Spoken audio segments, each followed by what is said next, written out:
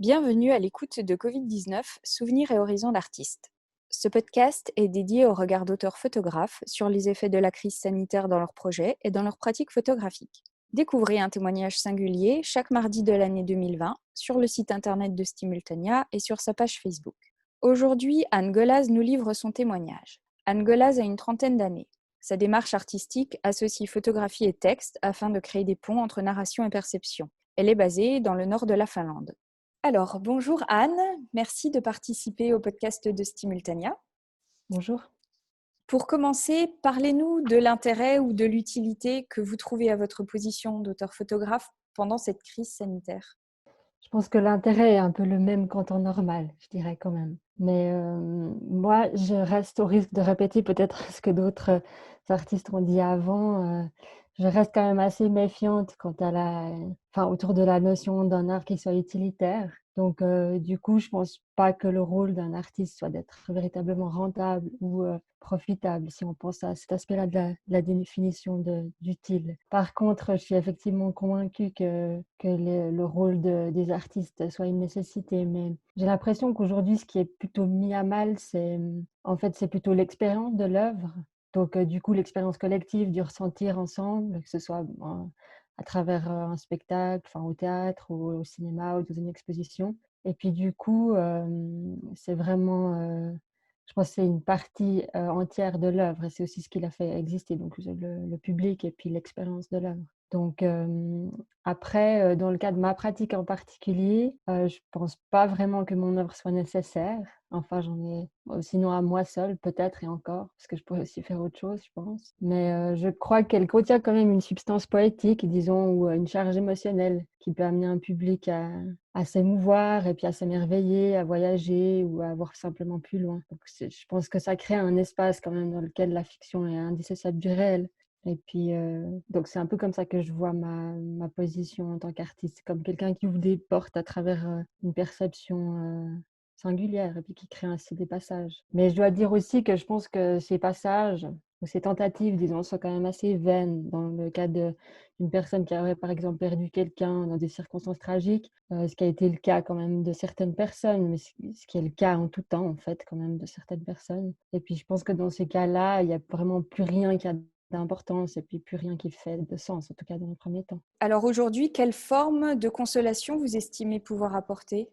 Bon, on est de nouveau sur un mot, la consolation qui est ambigu et compliqué, mais moi je pense pas avoir une pratique artistique qui puisse être qualifiée de consolatrice, même si j'ai l'impression que certaines personnes ont peut-être quand même à un moment donné trouvé un certain réconfort en regardant mes images, par exemple. Mais moi j'aime raconter des histoires et puis j'aime emmener le spectateur dans un univers, dans lequel il se passe des choses qui j'espère pourront le toucher, mais je pense avec un rapport à la création qui est pas tellement subversif, qui est pas tellement dénonciateur, qui est pas tellement contemplatif non plus. Donc je pense que la fiction en fait, c'est, peut-être une forme de consolation comme le rêve ou l'imaginaire. Et en réfléchissant à cette question, je me suis dit aussi que je pense que les personnes qui ont une certaine créativité au quotidien, mais je pense pas particulièrement aux artistes, hein, je pense à des gens comme, voilà, tout un chacun. Je pense que ces personnes-là ont quand même une ressource qui est assez riche et qui est assez précieuse et qu'on peut pas tellement leur prendre en fait, dans n'importe quelle circonstance. Donc peut-être qu'elles sont aussi un petit peu moins démunies face à une épreuve comme celle qu'on peut vivre aujourd'hui. Donc moi, je crois beaucoup aux histoires, en fait, ouais, voilà, au pouvoir des histoires. Et vous, de quel réconfort auriez-vous besoin en tant qu'artiste ? Bah, la dernière chose qui m'a vraiment, réconfortée, c'était de prendre l'avion, il y a 2 semaines, 2-3 semaines, même si c'était, dans des conditions assez douloureuses, parce que je suis rentrée en Suisse donc depuis la Finlande où je suis basée, dans une période de deuil et puis, c'était bon, ça m'a quand même procuré un sentiment de liberté, en fait, de prendre l'avion, de parcourir, une de ces routes dont j'ai quand même l'habitude de parcourir, mais de savoir que ces avions volaient malgré tout et puis que c'était possible de partir, ça m'a réconfortée, je dois dire. Et puis après, le réconfort dont j'aurais besoin en tant que disons, en tant qu'être humain, c'est pas forcément en tant qu'artiste, ce serait simplement de pouvoir me noyer dans une foule, de danser dans la rue, comme si j'étais dans un clip de musique latino ou j'en sais rien, de pouvoir, vraiment être proche des gens, dans une masse de gens sans avoir besoin de les considérer comme une menace. Puis d'avoir les gens dont j'ai besoin autour de moi en vrai. Je pense que ça, ce serait aussi, un véritable réconfort, mais de pouvoir dépasser un petit peu ces échanges virtuels qui commencent aussi à nous enliser quand même, encore plus que d'habitude, disons. Enfin moi, c'est comme ça que je le ressens. Et aujourd'hui, que vous inspire le mot lien? Bah, ça rime un peu avec rien en ce moment.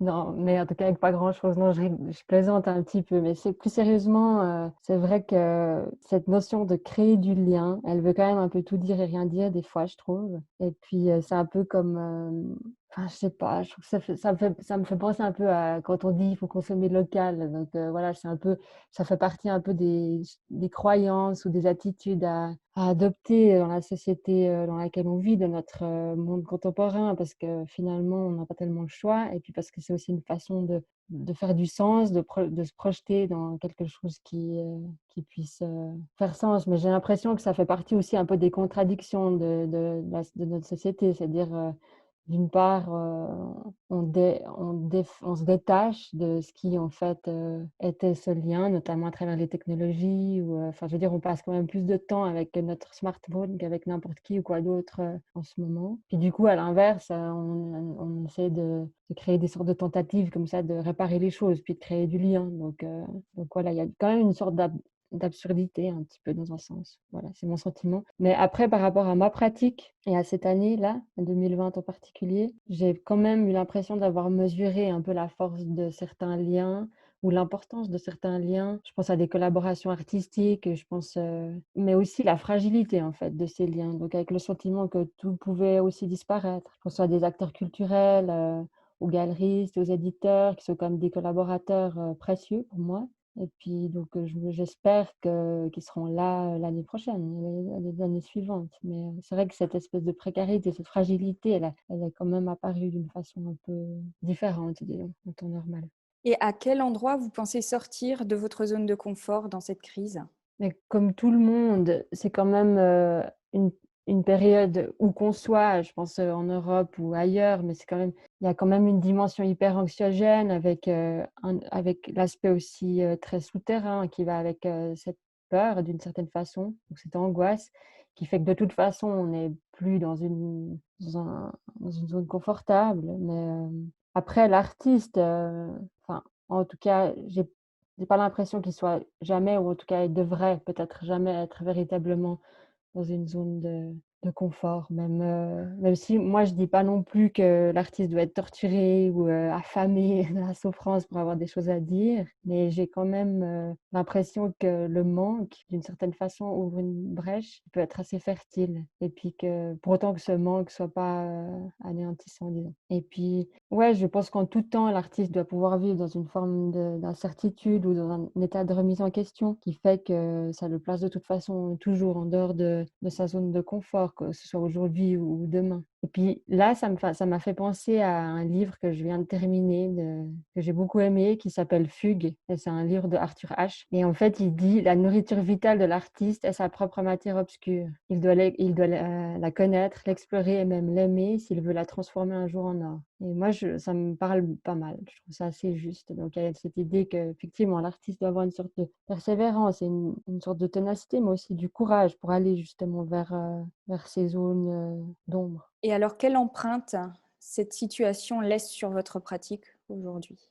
Bah, ça doit être certainement un peu trop tôt pour le dire, sincèrement. Mais, il y a quand même, un rapport à une situation en suspens comme ça qui, d'une certaine façon, m'oblige à me demander, un peu ce qui anime véritablement mes motivations artistiques et puis, ce qui habite et conduit mon travail vers sa réalisation, je pense. Mais c'est des choses assez compliquées qui sont peut-être difficiles à détailler ici, en peu de temps. Mais l'idée effectivement d'une sorte de distance qui fait qu'on regarde aussi, où on se trouve et puis comment la machine fonctionne un peu peut-être. Vous nous partagez une de vos images. Est-ce que vous pouvez nous la raconter? Oui, avec plaisir. Donc c'est l'image d'un homme de dos face à la mer avec une main repliée dans le dos et puis qui porte une capuche sur la tête.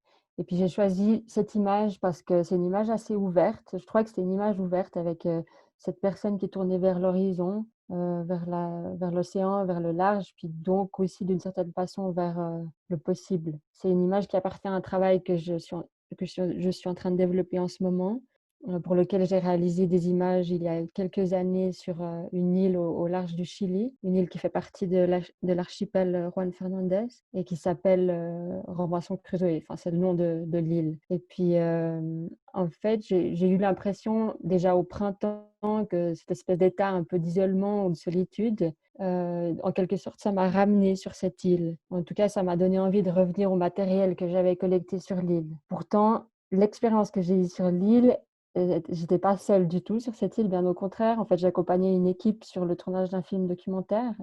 C'est un film de Stéphane Goël qui s'appelle Insulaire, qui est sorti il y a une année ou deux. Et puis, mais ce qui m'a intéressée, c'était l'île comme une sorte de symbole, d'image symbolique de l'isolement ou de la séparation avec le reste du monde. Enfin, ça m'est apparu comme une image de la solitude qui reflétait aussi en partie ce que j'étais en train de vivre. Ouais, peut-être. Donc c'était une occasion aussi de travailler autour de ce symbole. Et puis, en fait, aussi avec l'ambivalence de l'île qui serait peut à la fois représenter un paradis ou une prison, en fait, à travers cet isolement. Et puis, donc c'est un travail qui s'appelle La Casa Isla. C'est le premier chapitre d'un travail qui est composé de 4 parties, qui s'appelle 4 histoires, qui se passent à différents endroits autour du monde, et puis dans lequel je mélange la photographie avec le dessin et le texte. Et donc c'est aussi un travail qui qui aborde le rapport entre l'image et la littérature. Et donc si on a la possibilité, je voulais lire un petit passage d'un texte qui fait partie des petites histoires en fait qui composent ce travail. Donc c'est un extrait, ça s'appelle Le preneur de son. Un autre jour, nous observions les pêcheurs sur le ponton. C'était ce que moi je préférais contempler, car on aurait dit qu'ils dansaient. J'aimais la grâce de leurs gestes et le contour de leur dos découpé dans l'océan. Ce jour-là, lorsque nous approchâmes du débarcadère, le preneur de son me raconta que la maison où il logeait, avec son équipe de tournage, avait été surnommée par les habitants de l'île la Casa Isla. C'est une maison qui se transforme parfois en île, poursuivit-il. Cela se produit lorsque l'océan déborde et que les flots recouvrent le chemin d'accès. C'est pourquoi les habitants la baptisèrent ainsi. Pendant que nous regardions les pêcheurs et l'adresse avec laquelle ils maniaient leurs lignes, je pensais à la maison. De la cuisine, on peut parfois faire la vaisselle en tête-à-tête avec l'océan. Elle est entourée de ronces et parfois des grues blanches aux longs pieds jaunes nous accueillent debout dans les flaques d'eau qui se forment sur la route d'accès. C'est la dernière maison au bout du village, elle ressemble un peu à la timonerie d'un bateau. Après un long silence, le preneur de son ajouta en souriant que lorsque la maison devenait une île, elle se changeait en palais ou en prison. Merci. Alexandra Cohn, du coup, qui était interrogée la semaine passée, pose cette question. À quel endroit activez-vous votre joie face à ce régime d'austérité? Bon, moi, donc je vis entre le nord de la Finlande et la Suisse. Donc, pour ce qui est, par exemple, de la Laponie, qui est quand même l'endroit où je suis basée, on peut pas véritablement parler enfin, on a ni au printemps ni aujourd'hui pu parler véritablement d'un confinement, par exemple, aussi sévère qu'en France ou à certains autres endroits, même si ouais, je pense que l'économie et la vie des gens, elle est quand même profondément affectée, mais ça reste un endroit qui est relativement épargné. Après, je pense que comme toutes les régions qui sont déjà isolées en temps normal, d'une certaine façon, elles sont épargnées, mais aussi elles souffrent d'une sorte de double isolement, en fait, c'est un peu la double peine, quoi. Je l'ai aussi un petit peu vu comme ça. Mais là, en ce moment, aujourd'hui, je me trouve dans une vallée dans les montagnes en Suisse et c'est un lieu que j'aime beaucoup, dans lequel j'aime retourner pour trouver une forme d'inspiration ou de refuge. Donc, ce lieu-là, par exemple, pourrait faire partie des choses que je pourrais solliciter pour trouver de la joie ou de l'énergie, par exemple. Pour finir, à quelle question auriez-vous aimé répondre? Alors, c'est pas vraiment une question à laquelle j'aurais aimé répondre, mais c'est surtout une question que j'aimerais poser. Moi, j'aime les rencontres et surtout la façon dont elles peuvent parfois faire bifurquer une trajectoire ou sans véritablement qu'on s'en rende compte. Donc, c'était aussi une façon un petit peu de détourner cette thématique de la pandémie pour demander à la personne qui va répondre à cette question d'évoquer une rencontre qui a marqué sa vie ou sa carrière et puis de raconter comment. Merci beaucoup, Anne, d'avoir partagé votre expérience et vos ressentis. Merci à vous. À mardi prochain pour un nouveau témoignage et pour écouter la réponse à la question d'Anne Golaz.